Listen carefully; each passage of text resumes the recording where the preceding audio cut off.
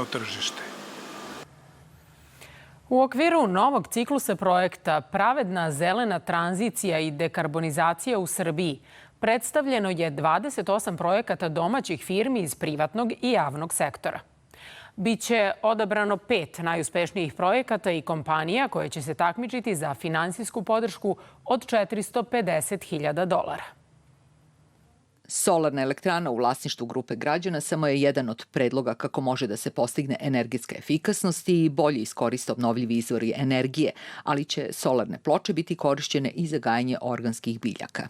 Solarna elektrana bi se nalazila na organskoj farmi organela, jer se tu i nalazi jedna posebna bašta koja može svašta, gde se gaji organska hrana za decu koje se leče od raka.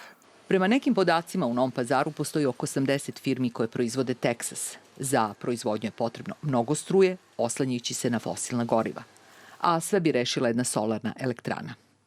Proračunali smo da na osnovu naše potrošnje planirana, odnosno ostvarena ušteda emisije CO2 na godišnjem nivou bi bila negde oko 120 tona. Japanska vlada je u martu donirala UNDP-u dodatna $23 miliona za otklanjanje posljedica klimatskih promena. Za poslednje 2 godine ukupno $65 miliona. Od toga za Srbiju $2 miliona. Cilj je da se podrže napori zemalja u razvoju na putu ka dekarbonizaciji i da ta transformacija bude pravedna kako bi se obezbedila energetska sigurnost i smanjilo energetsko siromaštvo. UNDP će pronaći energetski ugrožena domaćinstva na osnovu kojih bi se donosile nove mere i unapredilo postojeće zakonodavstvo.